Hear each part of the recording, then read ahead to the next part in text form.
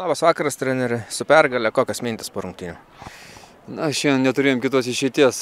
Matom, varžovai lipa ant kulnų ir, labai svarbios rungtynės ir, neturėjom kito pasirinkimo. Mums šiandien reikėjo būtinai laimėti. Ir aš džiaugiuosi, kad žaidėjai mane suprato, kokioje situacijoje mes esame dabar ir nieko nėra garantuota ir nieko nėra užtikrinta. Tai reikia rodyti charakterį ir reikia laimėti rungtynes. Ir sakiau, nesvarbu kaip, reikia laimėti. Aš manau, gerų stilium laimėjom šiandien rungtynės.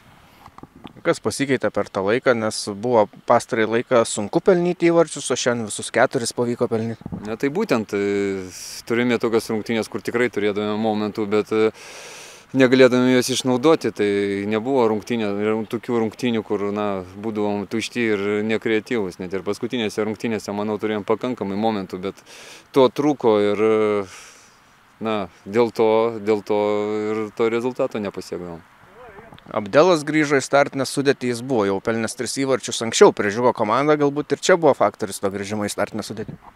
Jam šiek tiek reikėjo laiko po to viso įvykio, kai čia buvo atsitikę.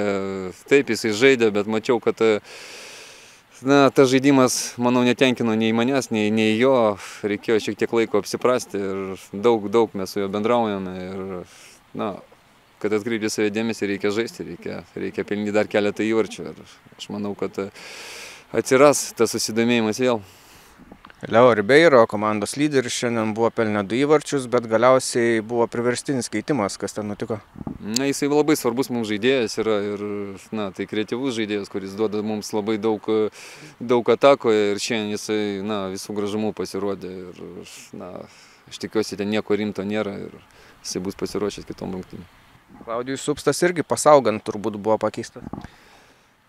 Taip, nemažai rungtynių jisai yra jau sužaidęs ir žaidžia keletą rungtynių jau per skausmus irgi, nes reikia, jis komandos kapitonas ir aukojasi ir pasitaikius progai reikėjo aparato.